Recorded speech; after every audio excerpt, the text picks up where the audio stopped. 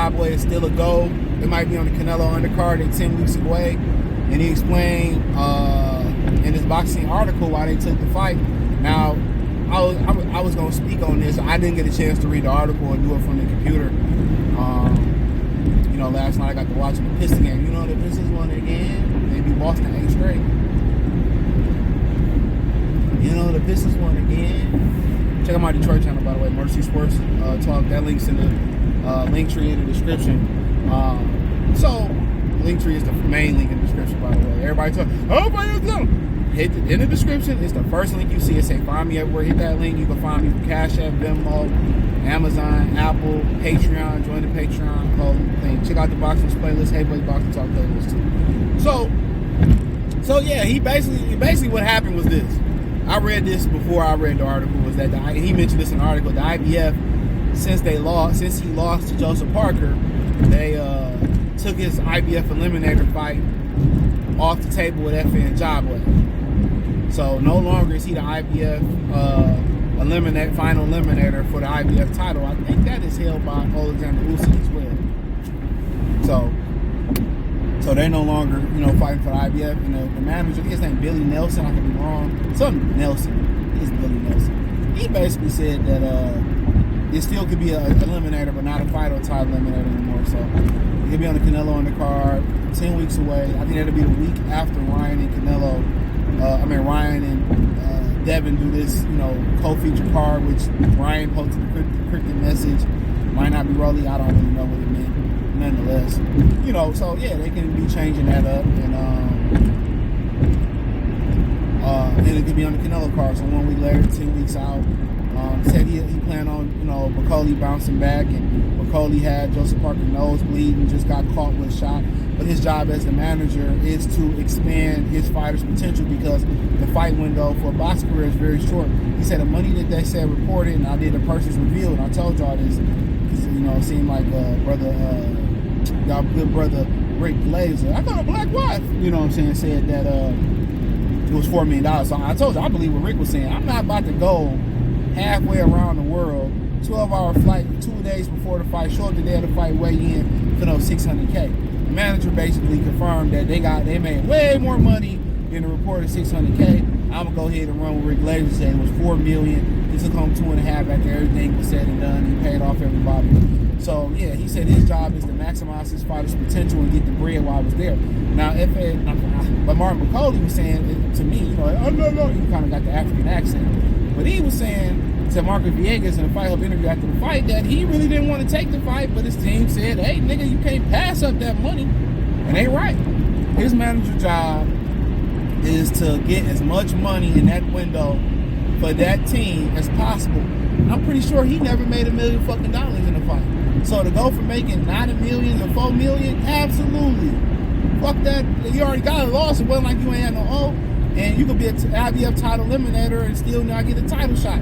So yeah, I agree with the manager. He expanded on it. Bakole spoke on it. It made sense. You're gonna pay me to come around the world, and take this fight.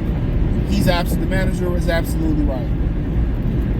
Because you can sit here and wait to maybe make $1 million versus FN Ajagba if that, and lose and then you have $3 million on the table. Get that $4 million. They still gonna make sure you good after that FN Ajagba fight. Fuck the title, fuck the belt, get the money in that situation. The boogeyman usually don't even get the money until later on. So I get the money up front. Cool.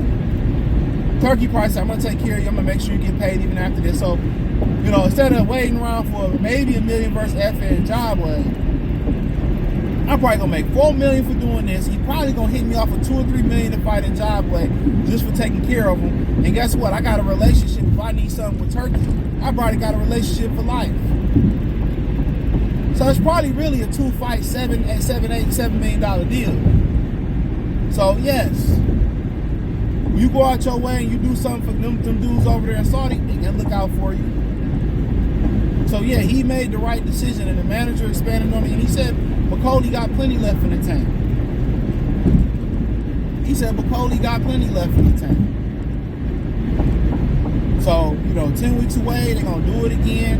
And what's so funny is, I was listening to Brian Norman Sr., I think he was on Mill City Boxing talking to somebody, And he basically said that, Zab Judah changed his train of thought on losing. He said the best thing that a fighter can do when he loses is get back in there, and I agree with that.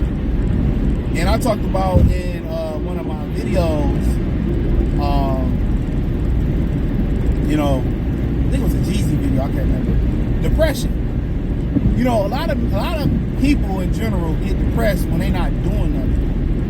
When you able to sulk in your bad decision or what you're going through, you get depressed. But once you start doing things, you start moving around, you start working towards a new goal or towards getting out of deficit, you ain't depressed no more because you're alleviating the pain.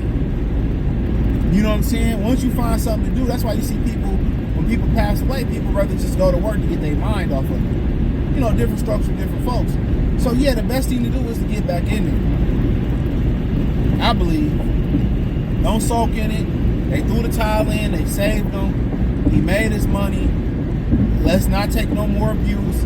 Let's recover. Let's get in shape for 10 weeks, take a couple weeks off, get back in the gym, and let's do it again.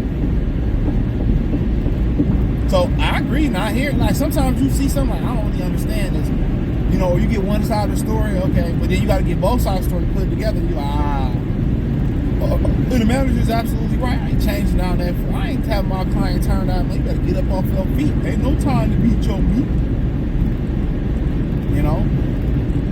So yeah, that made perfect sense. That made perfect sense. That made perfect sense. They gonna pay me all that. They gonna pay me all that money to fight. Yeah. I'm going to fight. I'm going to fight, sir. So, yes, make a lot of sense. I understand. I get it. The whole nine.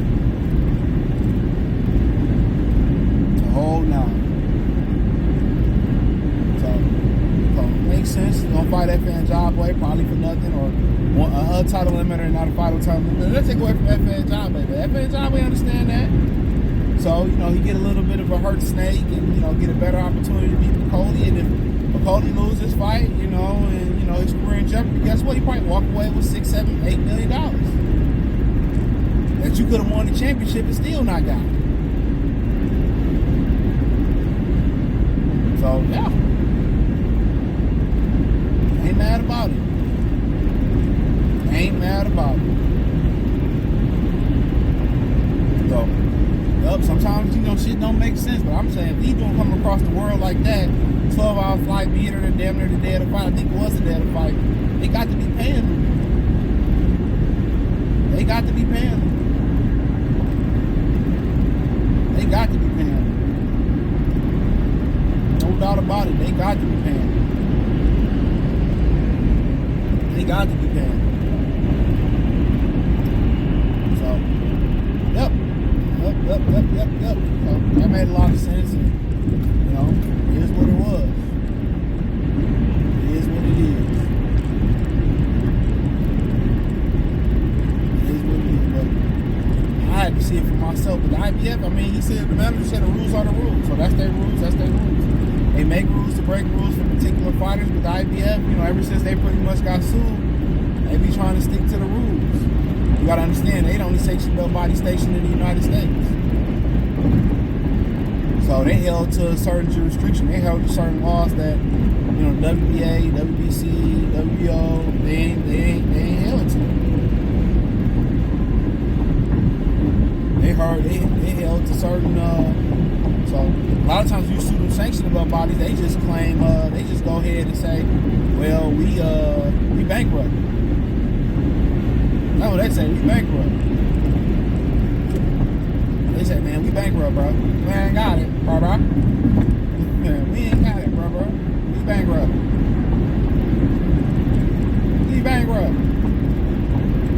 And Boston Trump, they've been sued. WBO, I can remember been sued a couple times. So, they've been sued a couple times. So, but yeah, Bakole, I feel him on that, bro. So, hopefully, he figure it all out, and he get it together and all that stuff. And he get the pursuit that he looking for, man. So,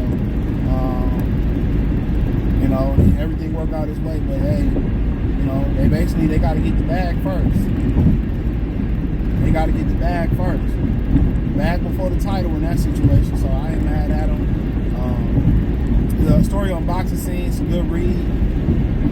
That's for the most part what he said. If you want to read it word for word, read him, all that stuff, go check it out. Check out the Heavyweight Boxing Talk playlist. Thumbs up the video, share the video, subscribe to the channel, make sure our button is the bell icon button, hit all notifications, increase your chance to get notifications. We go live and drop video. Financially, want to support the channel, cash app, $CJ